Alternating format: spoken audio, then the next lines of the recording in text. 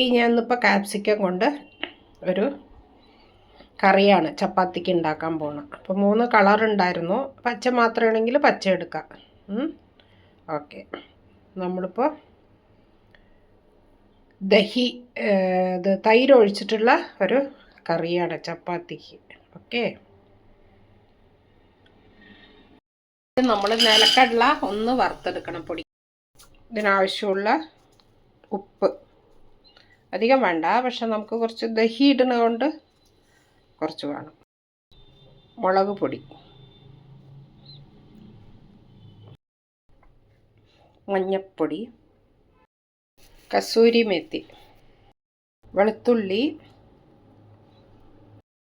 കൊത്തമല്ലി ഇല കൂടി നന്നായിട്ട് കൈകൊണ്ട് മിക്സ് ചെയ്യാം. എളുപ്പത്തിലാവും. ഇത് ചെയ്യാനാണ് കുറച്ച് നേരം, അത് കഴിഞ്ഞാൽ പിന്നെ എളുപ്പത്തിലാവും.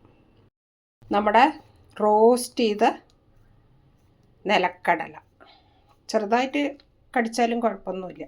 ഓക്കെ, വെള്ള വറുത്ത അതിൽ തന്നെ നമുക്ക് എണ്ണ ഒഴിച്ച് കുറച്ച് ആദ്യം കടുകിടാം. കടുകിട്ടു, ജീരകം,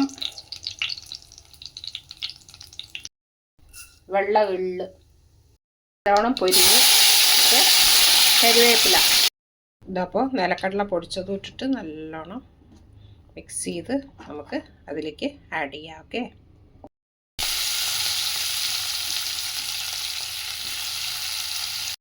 എണ്ണ തെളിയുന്നവരെ ഒന്ന് അടച്ചു വയ്ക്കാം. എണ്ണ തെളിഞ്ഞ് വരുമ്പോൾ നമ്മൾ കട്ട തൈര് ഒഴിക്കുക.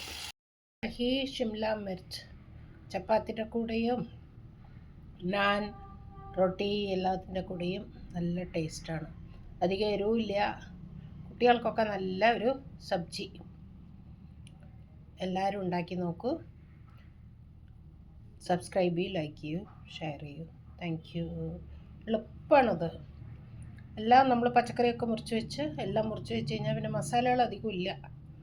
ജസ്റ്റ് നമ്മൾ കസൂരി മേത്തി ആഡ് ചെയ്യണം, കാശ്മീരി ചില്ലി പൗഡർ, മഞ്ഞൾ, ഉപ്പ്, അത്രയേ ഉള്ളൂ. വേറെ ഒന്നും കാര്യമായിട്ട് ഇങ്ങനെ എക്സ്ട്രാ ഇല്ല. പിന്നെ ദഹി ആഡ് ചെയ്യണു ലാസ്റ്റിൽ. പിന്നെ നമ്മൾ അടുപ്പത്ത് വെക്കേണ്ട ആവശ്യമില്ല. ഓക്കെ, അപ്പോൾ സബ്ജി റെഡി.